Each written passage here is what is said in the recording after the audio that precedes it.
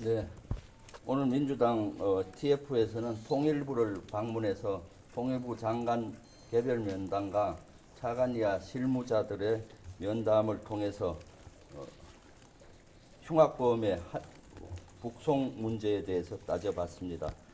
관련 내용 백브리핑을 하겠습니다. 통일부가 3년 전 사항을 뒤집고 기자회견을 했었습니다. 그 시작은 통일부 장관 청문회부터 시작이 된 걸로 보입니다. 청문회 과정에서 통일부 장관 그 당시 후보는 이 사건, 특히 흉악범을 북송시키는 것은 잘못됐다라는 개인적인 생각을 하고 있었고 그 주장을 했었습니다. 그때부터 관련자들은 권영세 통일부 장관의 의도를 인식했고, 차관 또한 통일부 차관은 5월 10일 날 취임했는데 본인도 여기에 대해서는 흉악범이 북송한 것은 잘못됐다라고 얘기를 했고, 그것을 실무자들에게 얘기했습니다. 그것은 실무자들은 지시한 형태로 보여집니다. 그러니까 이 사건을 통일부가 뒤집은 것은 장관과 차관의 개인적인 생각으로 시작이 됐고 개인적인 생각이 반영된 결과입니다. 뒤집는 과정에서 세부적인 검토가 있었는지를 확인했습니다. 세부적인 검토는 없었습니다. 어떤 보고서를 작성을 해서 검토하진 않았습니다. 그냥 구두로 이렇게 실무자와 과장이 판단하고 보고를 했습니다. 그 과정에서도 국정원이라든가 이런 기관에 보유하고 있는 합동 신문 결과, 조사서라든가 보고서라든가 이런 외부 자료를 일체 보지 않았습니다. 장관도 본 적이 없고 차관도 본 적이 없고 국방부 통일부 관계관 국장에서부터 모든 사람도 합심 결과를 본 적이 없습니다. 그냥 구두상으로 생각을 했던 걸로 보여집니다.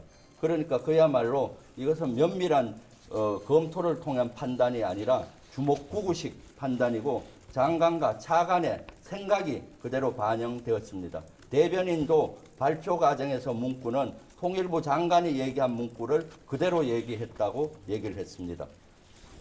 사진과 동영상을 공개했습니다. 이 사진과 동영상 공개는 공개 전에 현 윤석열 대통령실 국가안보실에 있는 통일비서관을 통해서 관련 내용을 보고를 했습니다. 비공식 기록, 그러니까 특히 사진, 동영상은 개인이 찍었지 않습니까? 이런 비공식 기록을 대외에 공개한 것은 이번이 처음이었습니다. JSA, 판문점 지역을 JSA라고 하는데 그 안에서는 사진을 찍는다든가 동영상을 찍는 보안 규정이 있습니다. 그런데 JSA에 대한 보안 규정은 관련 실무자나 과장이나 부장은 알지 못하고 있습니다.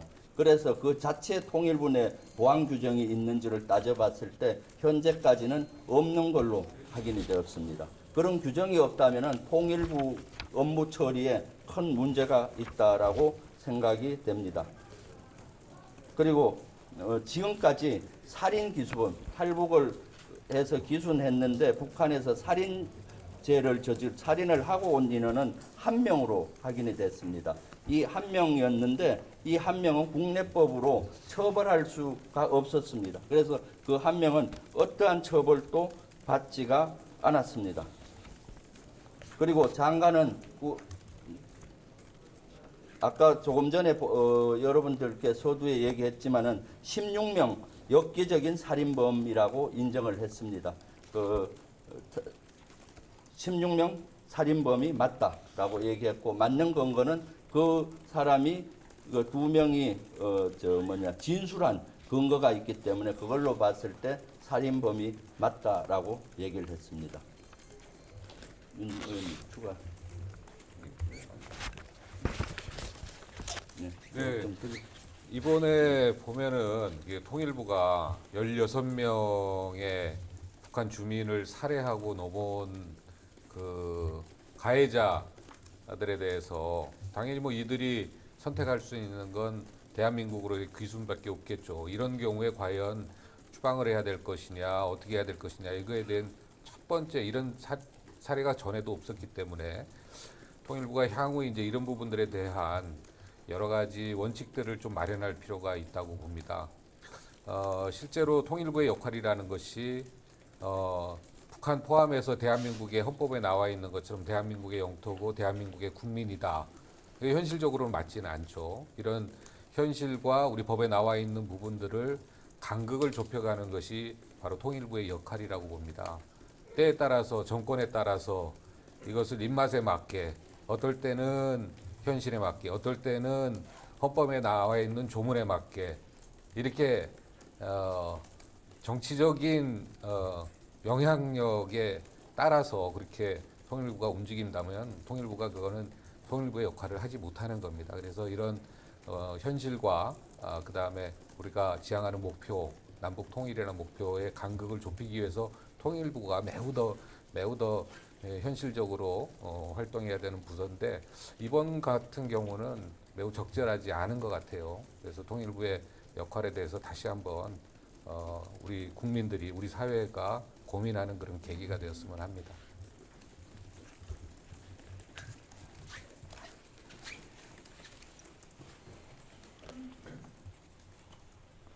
오늘 국민의힘 관련 TF에서 16명 엽기 살인 사건조차도 부정하는 듯한 발언을 했습니다.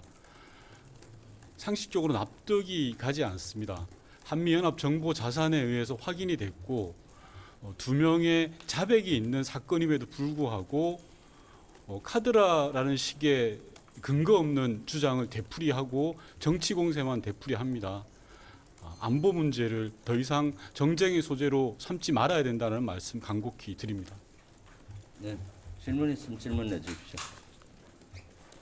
네. 아까 살인하고 미수라는 게 한 명이라고 그랬는데 네. 이게 얼마 전에 이제 그 수갑범으로 기소된 사람이 23명이나 이런 기사도 있었는데 어쨌든 그 중에 현재 3만 넘는 탈북자 중에 살인죄를 범하고 국내 기소한 걸로 인정된 건 딱 한 명이다 이런.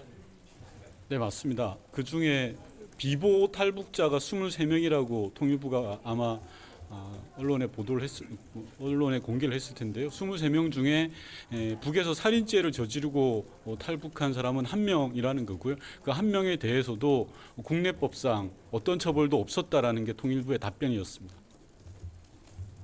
아까 말씀하실 때 이번에 통일부가 기자회견하면서 합동신문 결과나 국정원의 보고서를 보지 않고 발표했다고 했잖아요. 그러면 그 배경이나 이유를 혹시 장 차관이 설명한 게 있는지 예컨대 그런 거 없이도 그냥 정치적 판단으로 했다는 뜻인 건지 아니면 통일부가 갖고 있는 자체 자료만으로 판단했다는 것인지 설명이 있었는지.